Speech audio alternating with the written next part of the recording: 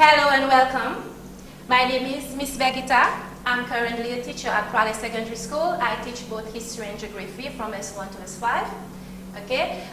Today's lesson will be based on weathering. Okay. It's a topic for S3, term 2. Now, for today's lesson, we have three main objectives. First of all, we're going to know what is weathering. That is, I'm going to identify or define, okay, the term weathering. Secondly, know the main types of weathering, okay, as there are more than one type of weathering. And then lastly, explain the processes of the different types of weathering and their resultant landform. Okay, so for today's lesson, first of all, define the term weathering, know the main type of weathering, their processes, and then the landforms, which are formed as a result of the processes. Alright? Okay, so what is weathering? Now, most of the time when we teach the topic weathering, students get confused between weather and weathering. Okay? So, just to be clear, weather is the state of the atmosphere for a short period of time.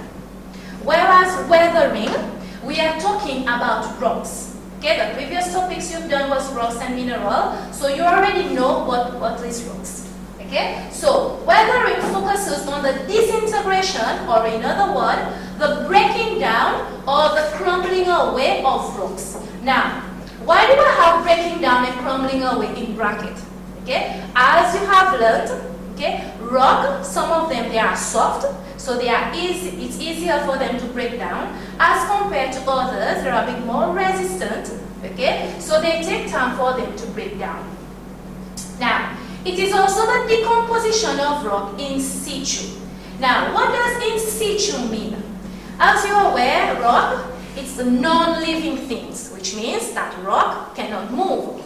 So for rocks to weather, the rock remains in its permanent location or site.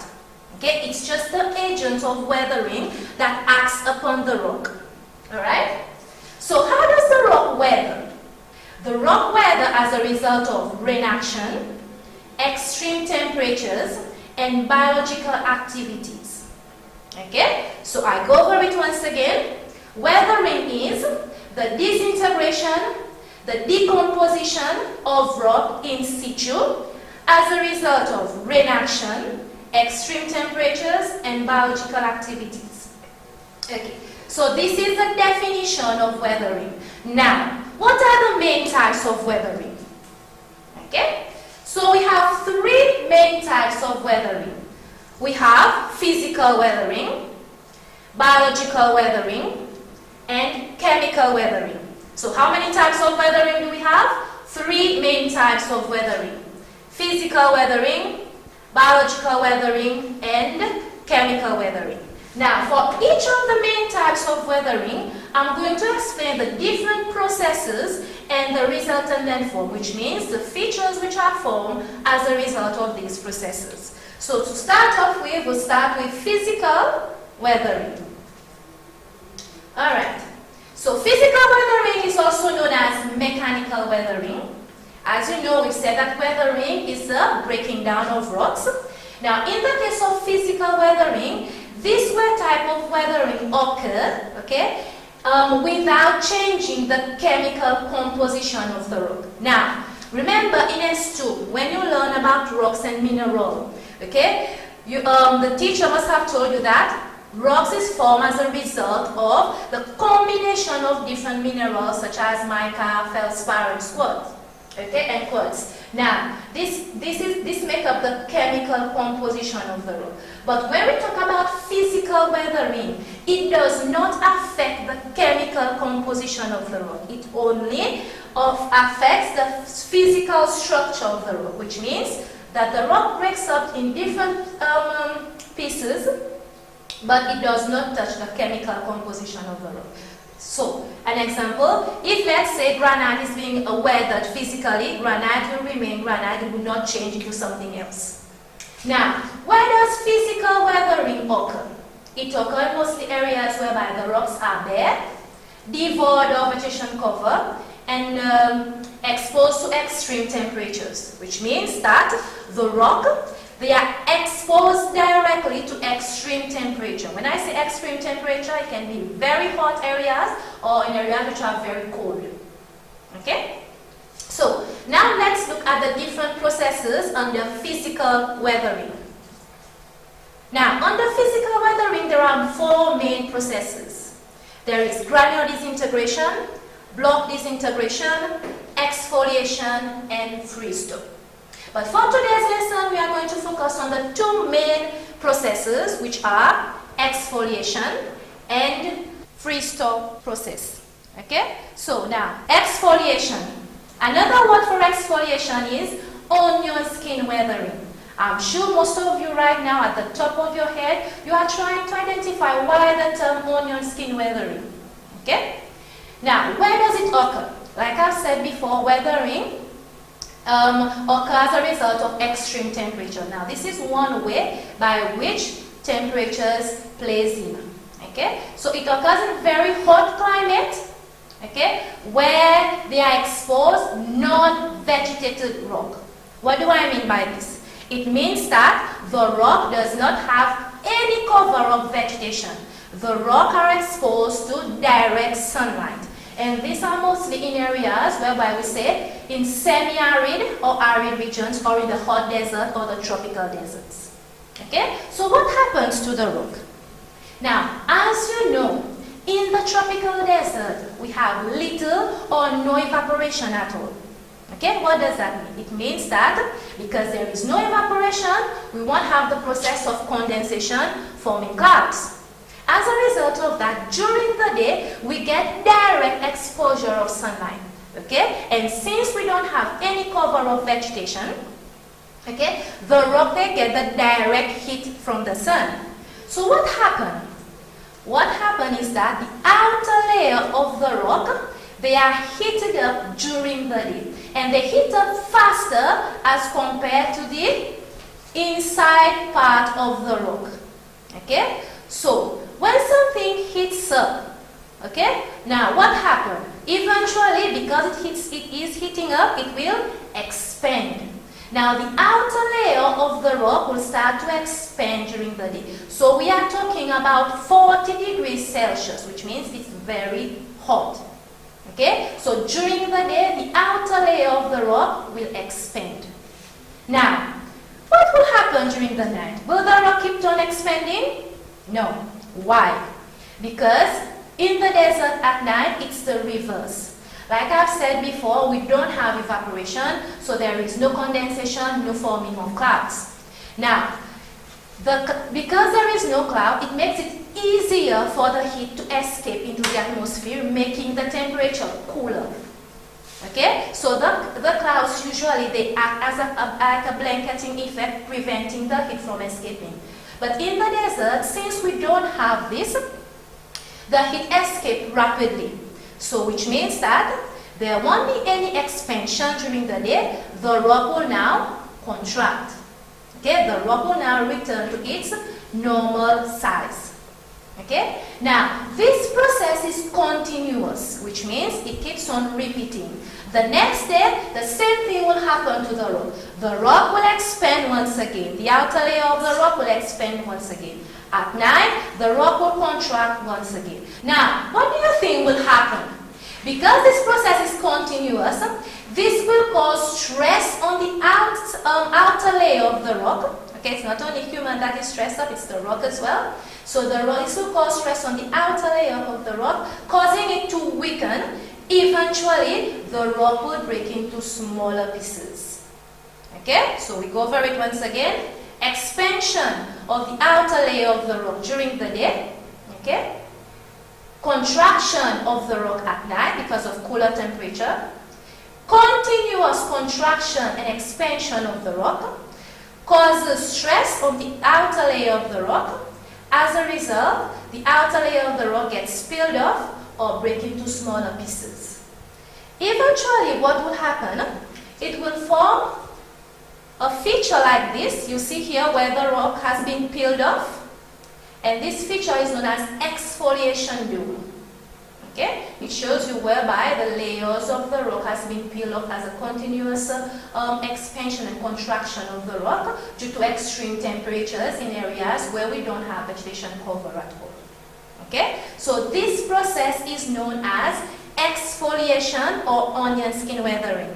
Now, by now I'm pretty sure you know why we have used the term onion skin, because when we look at an onion, it has different layers and the layers keep peeling off. Okay, so this is one process of physical weathering. Now, the second process we are going to look at today is freeze-thaw or frost shattering. Okay, same extreme temperatures, but this time it's not hot, it's cold. Okay, now again, it occurs in areas whereby the rocks are cracked and the temperatures fluctuate around freezing point. Now, what do we mean by fluctuate? It means it goes a little bit up at around 10 degrees or so and then goes back to freezing point. You know, freezing point is 0 degrees. Now, how does this happen?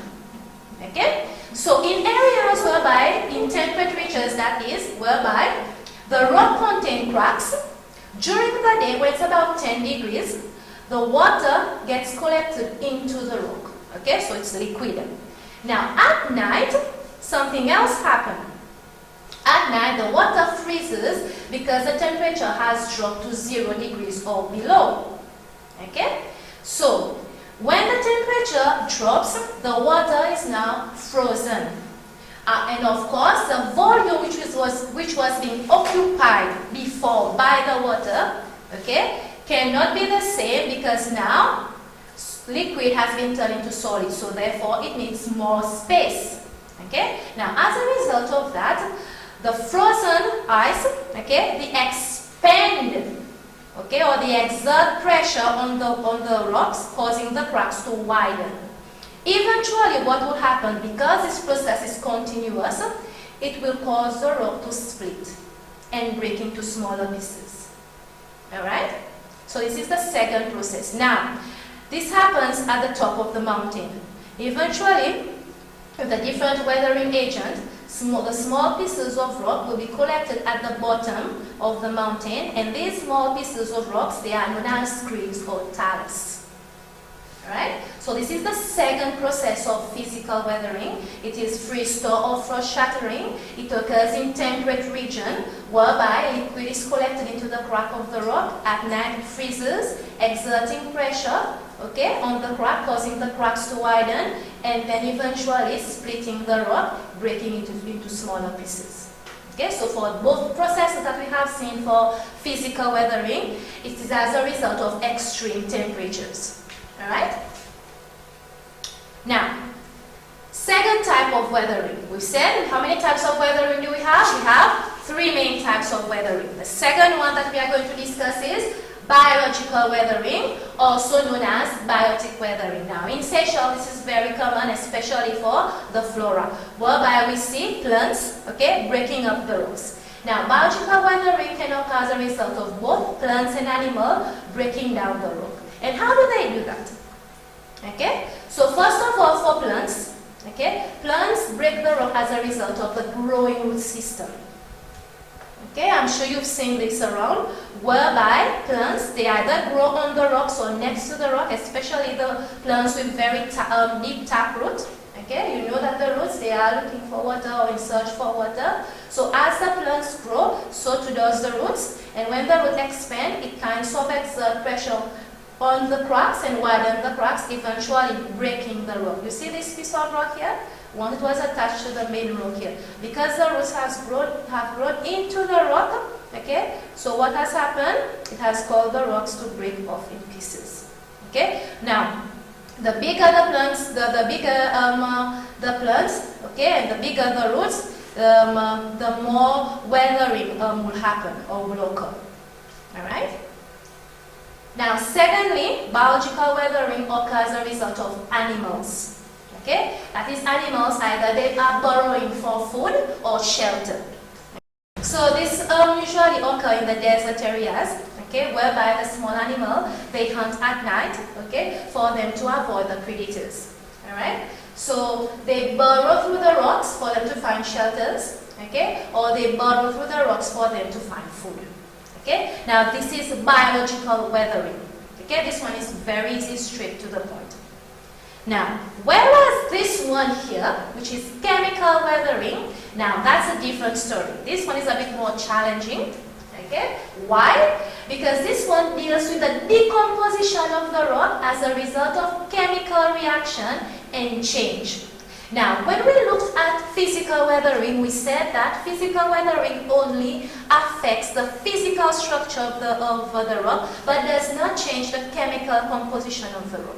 But chemical weathering, on the other hand, it does change the chemical composition of the rock.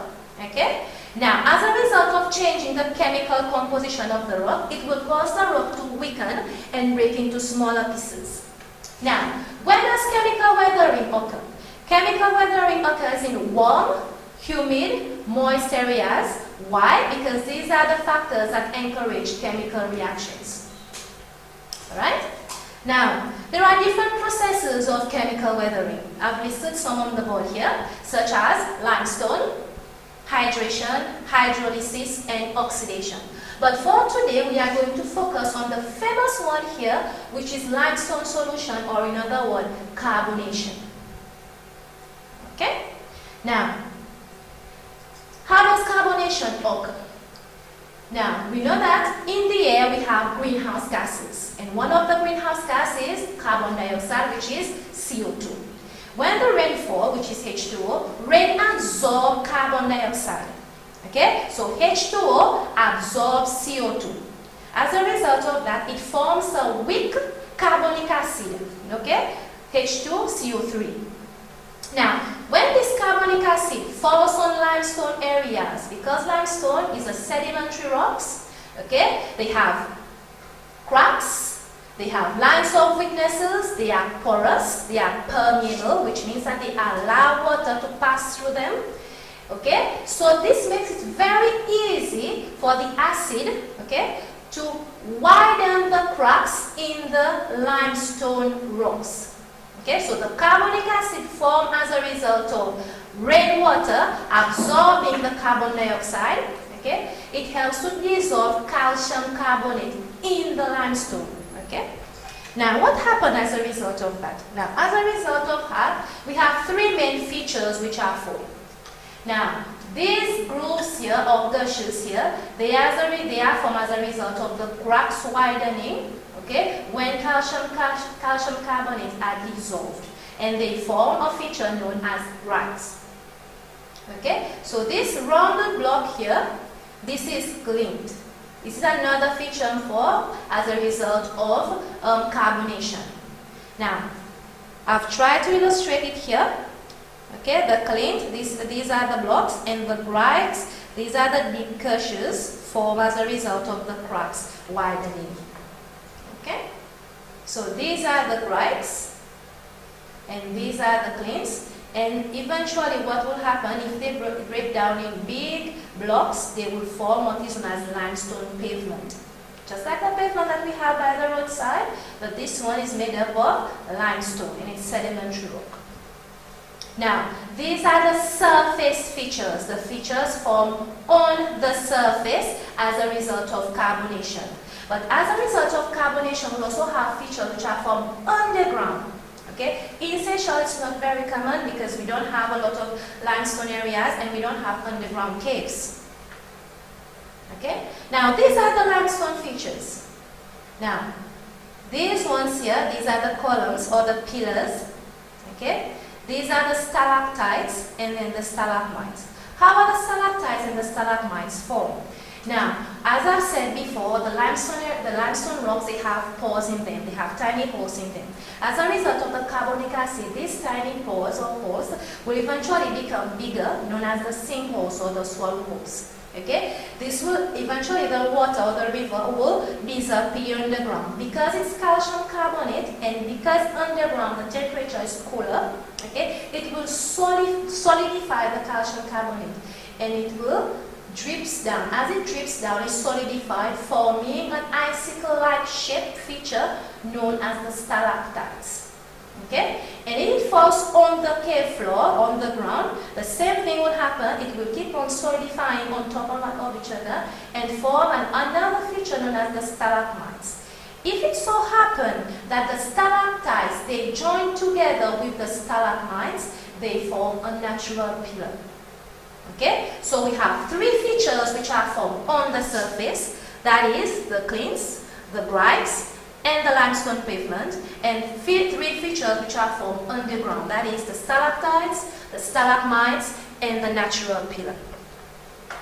Okay? So, we have come to the end of the lesson. But before I end, I would like to go over the lesson, okay, with different questions that we have to answer to ensure that we have really captured what I've been taught today. Now, the first one is define the term weathering. At the beginning of the lesson, I told you that one of the objectives was for us to know what is weathering. So, define the term weathering. Weathering is the disintegration and the decomposition of rocks in situ as a result of rain action, extreme temperatures, and biological activities. Second one, list down the main types of weathering. How many types of weathering did I say earlier on? We have three main types of weathering. Physical weathering, also known as mechanical weathering. Biological weathering, also known as biotic weathering. And lastly, chemical weathering. Okay. Differentiate between physical and chemical weathering. Okay? Now, physical weathering, it involves the breaking down of rock, okay, without affecting or changing the chemical composition of the rock. Meaning, it affects only the physical structure of the rock. Whereas chemical weathering, it is the decomposition of the rock as a result of chemical reaction that changes the composition of the rock. Fourthly, explain the process of A, exfoliation, which is the process of physical weathering, and B, carbonation, which is the process of chemical weathering. Exfoliation. Exfoliation occurs in areas whereby the rocks are bare, they are exposed to direct sunlight, okay? During the day, because it's very hot, the outer layer of the rock gets heated up and expand. At night, as the temperature cools down, okay, the rock contracts. This continuous contraction, expansion of the rock causes the outer layer of the rock to weaken and break into smaller pieces. Whereas carbonation, this involves a chemical reaction as a result of rainwater absorbing carbon dioxide, creating a weak acid, okay? The weak acid dissolving calcium carbonate in the rock and then creating features such as grikes, clays, limestone pavement. And then lastly, explain how biological activity can cause weathering. Biological activity can cause weathering in two ways. Either by plants, whereby their roots grow deep into the crack of the rocks, widening the cracks of the rock and breaking the rock into smaller pieces, or by animals, when the animals burrow through the rocks for them to find food or shelter. Thank you very much for your attention. I hope you have learned something today and hope to see you soon. Thank you.